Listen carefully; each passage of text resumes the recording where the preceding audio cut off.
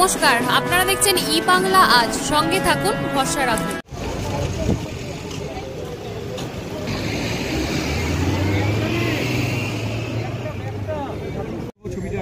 দেখতেই পাচ্ছেন এই মুহূর্তে মুখ্যমন্ত্রী কিন্তু হেলিকপ্টার থেকে নেমে পড়েছেন। এসে উপস্থিত হলেন রাজ্যের মুখ্যমন্ত্রী মমতা বন্দ্যোপাধ্যায়। এই মুহূর্তে আরামবাগের পল্লী হেলিপ্যাডে এসে পৌঁছালেন রাজ্যের মুখ্যমন্ত্রী মমতা বন্দ্যোপাধ্যায়। সড়ক পথে কালীপুর অঞ্চল, যে কালীপুর অঞ্চল সড়ক পথে গঙ্গা দুর্গা কালীপুর এলাকায় যাওয়ার কথা রয়েছে মুখ্যমন্ত্রী যাচ্ছেন।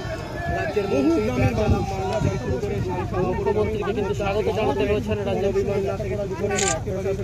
নিশ্চিত নিরাপত্তা। এই মুহূর্তে কিন্তু নিশ্চিত নিরাপত্তায় সড়ক পথে আরামবাগের কালীপুরের উদ্দেশ্যে রওনা দিলেন। এইখান থেকে রওনা দিচ্ছেন আরামবাগের কালীপুরের উদ্দেশ্যে। আরামবাগের কালীপুরের উদ্দেশ্যে এই মুহূর্তে রওনা দিচ্ছেন রাজ্যের মুখ্যমন্ত্রী মমতা বন্দ্যোপাধ্যায়। আপনারা দেখতে পাচ্ছেন আরামবাগের কালীপুরের উদ্দেশ্যে রওনা দিলেন, সড়ক পথে রওনা দিচ্ছেন। যা সাহায্য করার সব আমরা স্টেট গভর্নমেন্টকে করছি, আর করতে করতে করতে করতে আমরাও তো একসময় ঘুরিয়ে যাবো না, চেষ্টা করছি। ধানের জমিগুলো সব নষ্ট হয়ে গেছে।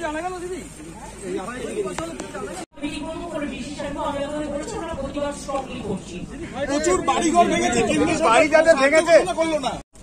আমরা কিন্তু ইতিমধ্যে 3.5 লক্ষ পুকুর কেটেছি এবং 500 কোটি টাকার ট্র্যাক্টর চেকডাউন করেছি, যাতে বিশেষ করে জঙ্গলমহল এরিয়াগুলোতে জল কোথাও থেকে আসছে সেগুলোকে জমা রাখতে পারে। কিন্তু দেখুন কি সাংঘাতিক, 30 তারিখে যেদিন আমাদের ইলেকশন ছিল পরশুদিন, হঠাৎ না বলে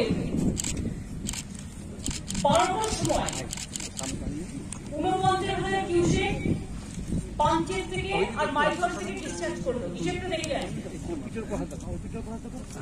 একটার সময় আবার 1 লক্ষ কিউসেক করলো। ভালো করে শুনে নিন কথা না বলে, এটা খুব ইম্পর্টেন্ট ফিগার।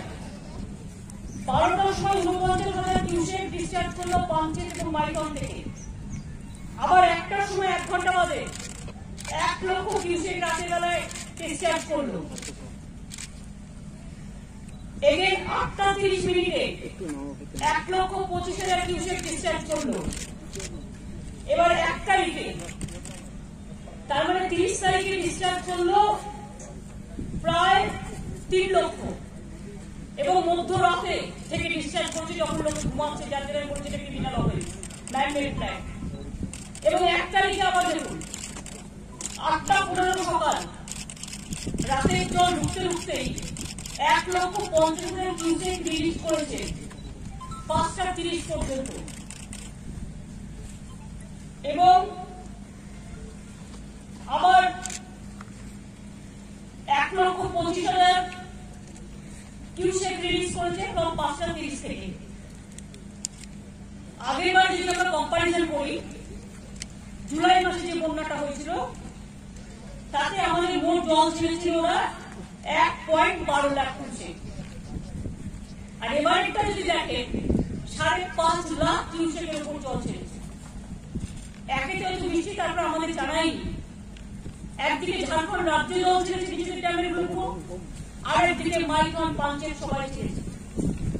এবং এর ফলে কি হয়েছে, এছাড়াও যে হিসেবটা দিলাম তাছাড়াও 3 PM 30 তারিখে আবার ছেড়েছিল 80,000 কিউসেক। মানে আগুনের উপর আগুন, জলের উপর জল, without any intimation two state government organic. আবার 9:45-এ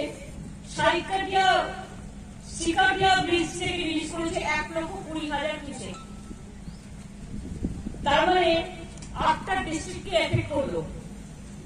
এবং out of 13 total affected district, পূর্ব মেদিনীপুর, পশ্চিম মেদিনীপুর, বাঁকুড়া, পশ্চিম বর্ধমান, পূর্ব বর্ধমান, হুগলি, হাওড়া, বীরভূম। হাওড়ায় উদয়নারায়ণপুর, হুগলিতে আরামবাগ মিউনিসিপালিটি, আরামবাগ ব্লক, খানাকুল, কুচবিহার, খানাকুল, যে ব্লকগুলো গেছে, বর্জনা ব্লক, সোনামুখী ব্লক। পশ্চিম মেদিনীপুরের পার্শ্বদ ঘাটাল, ঘাটালে আগে ঘুরে এসেছে, আপনারা জানেন। পূর্ব মেদিনীপুর পলাশপুর, বীরভূম নাড়ুর ব্লক, দেবরাতেও কিছুটা হয়েছে পূর্ব মেদিনীপুরে, Birbhum নাড়ুর block, Purba Bardhaman Ausgram 2 and Ketugram 2 block, Paschim Bardhaman কামসা block, 4 লক্ষের উপর মানুষকে আমরা ইভাকুয়েট করেছি এবং প্রায় 1 লক্ষ হাউস ড্যামেজ হয়েছে। আমরা ইতিমধ্যে 6 লক্ষ টার্পোলিন পাঠিয়েছি। আমরা আর্মি ডিপ্লয় করেছি 8 করপস, এনডিআরএফ এবং এসডিআরএফ মিলিয়ে আমরা 50টা টিম কাজে রাখিয়েছি এবং নবান্নতে 24x7 চলছে এবং আমি এখান থেকে ফিরে গিয়ে টোটাল রিপোর্ট নিয়ে ডিজাস্টার টিমের সাথে মিটিং করব। আমি আশা করবো জল তাড়াতাড়ি বেরিয়ে যাবে। এখনো কি হয় জানেন তো, জলটা যখন ছাড়ে আস্তে 48 ঘন্টা টাইম লাগে, আস্তে আস্তে আস্তে আস্তে আসে। সে আস্তে আস্তে আমি সেই স্রোতগুলো দেখছিলাম যখন আমি বিভিন্ন জেলার উপর যাচ্ছিলাম, বর্ধমান, হাওড়া, হুগলি, বাঁকুড়া। সুতরাং আমার একটাই কথা, ডিবিসি আরো 2 লক্ষ কিউসেক ওয়াটার রিজার্ভ করতে পারে যদি ড্রেজিং করে। তেরুঘাট, পাঞ্চেত, মাইথন ড্রেজিং করলে আমার প্রতিবার বাংলাতে ভাষানো হয় না। দুইতে ঝাড়খণ্ড গভর্নমেন্টেরও যে বাঁধগুলো আছে সেই বাঁধগুলো যদি দয়া করে অনুগ্রহ করুন, আমার বন্ধুরা আছেন, অনুগ্রহ করে যদি ওদের বাঁধগুলো সংস্কার করে আমরা রিকোয়েস্ট করব। তারা একদিন আসবে এমন যে ডিবিসির কাছ থেকে আমাদের কম্পেনসেশন চাইতে হতে পারে, কারণ বছরে যদি 4 বার করে জল আসে, 4 বার করে, এবছর তো 4 বার করে বটন জলে সব টাকা জলে চলে যাচ্ছে, জলেই চলে যাচ্ছে সবকিছু। আর মানুষের তো ক্ষতি হচ্ছে, একবার মাটিটা সারাচ্ছে আবার ভেঙে যাচ্ছে, একবার সারাচ্ছে আর একবার ভেঙে যাচ্ছে। কবার করে করবে? চাষের জমিগুলো চাষ করছে, জমিগুলো ভেসে যাচ্ছে। এটা কেন হবে? ঝাড়খণ্ড গভর্নমেন্টকে বলবো দরকার আমাদের সাথে বসে একটা প্ল্যানিং তৈরি করুন।